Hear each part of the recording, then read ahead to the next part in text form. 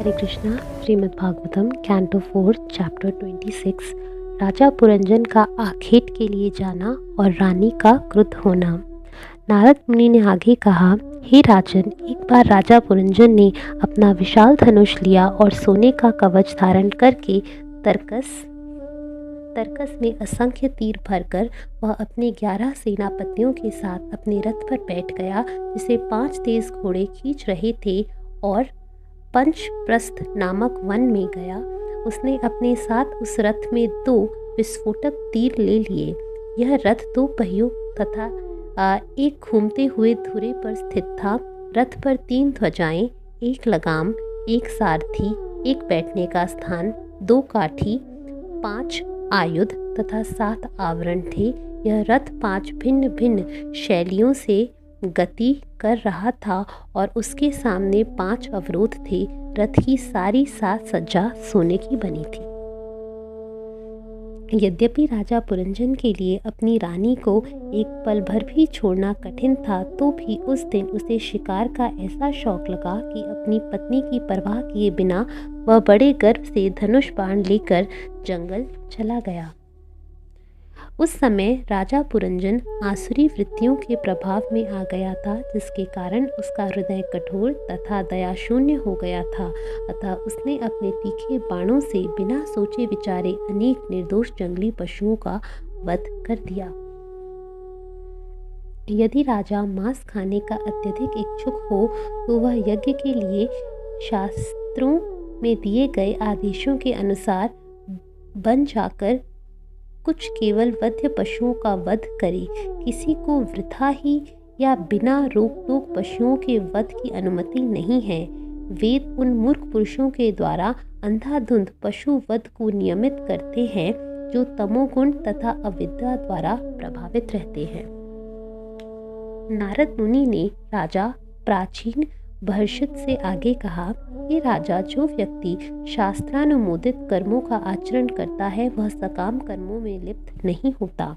अन्यथा जो मनुष्य मनमाना कर्म करता है वह मिथ्या अभिमान के कारण नीचे गिर जाता है और इस तरह प्रकृति के तीनों गुणों में फंस जाता है।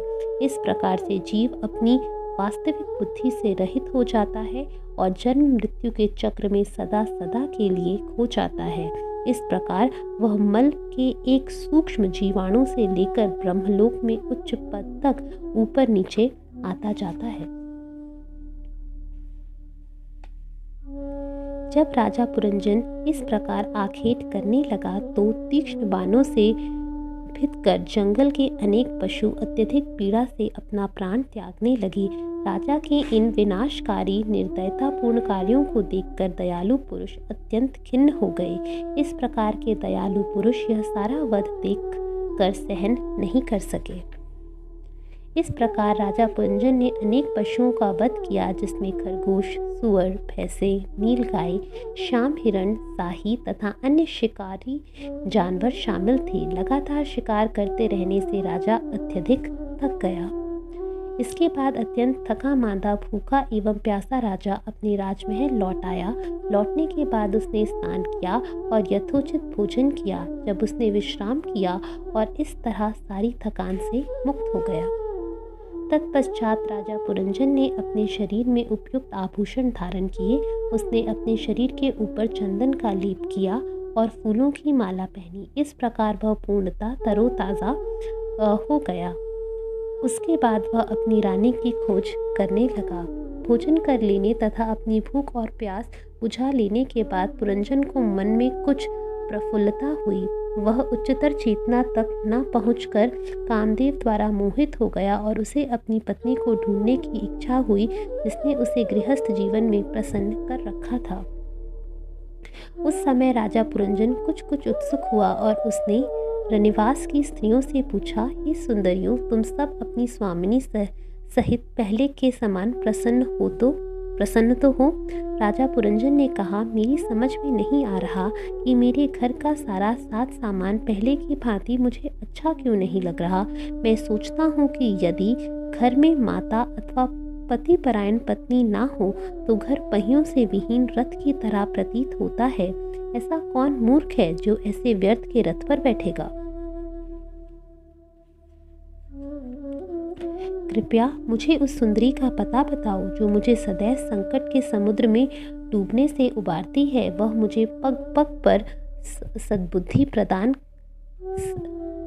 प्रदान करके बचाती है।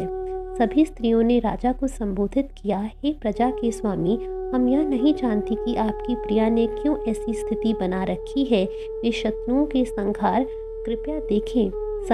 कृपया देखें, वे बिना बिस्तर के जमीन पर लेटी हुई हैं। हम नहीं समझ पा रही हैं कि वे ऐसा क्यों कर रही हैं। महर्षि नारद ने कहा, हे राजा प्राचीन बहर, जैसे ही राजा पुरंजन ने अपनी रानी को अवधूत की भांति पृथ्वी पर लेटे देखा, वह तुरंत मोहग्रस्त हो गया। दुखित हृदय से राजा अपनी पत्नी से अत्यंत मीठे शब्द कहने लगा। यद्यपि वह दुखी था और उसे प्रसन्न करने का प्रयास कर रहा था, किंतु उसने अपनी प्राण प्रिया पत्नी के हृदय में क्रोध का एक भी लक्षण नहीं देखा। क्योंकि राजा मनाने में अत्यंत निपुण था, अतः उसने रानी को धीरे धीरे मनाना प्रारंभ किया। पहले उसने उसके दोनों पांव छुए, फिर उसका आलिंगन किया और अपनी गोद में बैठाकर इस प्रकार कहना प्रारंभ किया। राजा पुरंजन ने कहा, हे सुंदरी, जब स्वामी किसी मनुष्य को दास रूप में स्वीकार तो कर लेता है, किंतु उसके अपराधों के लिए उसे दंड नहीं देता, तो उस दास को समझाना चाहिए कि वह अभागा है। हे दंडभंगिनी, जब कोई स्वामी अपने सेवक को दंड देता है तो उसे परम अनुग्रह समझकर स्वीकार कर लेना चाहिए। जो क्रुद्ध होता है वह अत्यंत मूर्ख है और वह यह नहीं जानता कि ऐसा करना तो उसके मित्र का कर्तव्य होता है। हे प्रिय, तुम अत्यंत सुंदर दांतों वाली हो। तुम अपने आकर्षक अंगों के कारण अत्यंत मनस्वी लगती हो। तुम अपना क्रोध त्याग कर मुझ पर कृपा करो और अत्यंत प्यार से तनिक मुस्कुराओ। जब मैं तुम्हारे सुंदर मुखमंडल की मुस्कान, तुम्हारे नीले रंग वाले बाल एवं तुम्हारी उन्नत नासिका को देखूंगा तथा तुम्हारे मीठे वचनों को सुनूंगा, तो तुम मुझे और भी सुंदर लगोगी और अपनी ओर आकृष्ट करती प्रतीत होगी। तुम मेरी अत्यंत आदरणीय स्वामिनी हो। हे वीर पत्नी, मुझे बताओ कि क्या किसी ने तुम्हें अपमानित किया है? मैं ऐसे व्यक्ति को, यदि वह ब्राह्मण कुल का नहीं है, दंड देने के लिए तैयार हूँ। मैं मुररिपु श्री कृष्ण के दास के अतिरिक्त तीनों लोकों में किसी को भी क्षमा नहीं करूँगा। तुम्हें अपमानित करके कोई स्वच्छंदता पूर्वक विचरण नहीं कर सकता, क्योंकि मैं उसे दंड देने के लिए तैयार हूँ। प्रिय, आज तक मैंने कभी भी तुम्हारे मुख को तिलक से रहित नहीं देखा, ना ही मैंने तुम्हें कभी खिन्न तथा कांति या स्नेह से रहित देखा है। ना ही मैंने तुम्हें दोनों स्तनों को नेत्र अश्रुओं से स्तिग्ध देखा है। ना ही मैंने तुम्हारे बिंबा फलों के समान लाल लाल होठों को कभी लालिमा से रहित देखा है। हे रानी, मैं अपनी पापपूर्ण इच्छाओं के कारण तुमसे बिना पूछे शिकार करने जंगल चला गया, अतः मैं स्वीकार करता हूँ कि मुझसे अपराध हुआ। फिर भी मुझे अपना अंतरंग समझ कर मुझे अत्यंत प्रसन्न होना चाहिए। मैं वास्तव में अत्यधिक दुखी हूँ, किंतु कामदेव के बाणों से विद्ध होने के कारण मैं कामुक हो रहा हूँ। भला ऐसी कौन सुंदरी होगी जो अपने कामुक पति को त्याग देगी और उससे मिलना अस्वीकार कर देगी? हरे कृष्णा।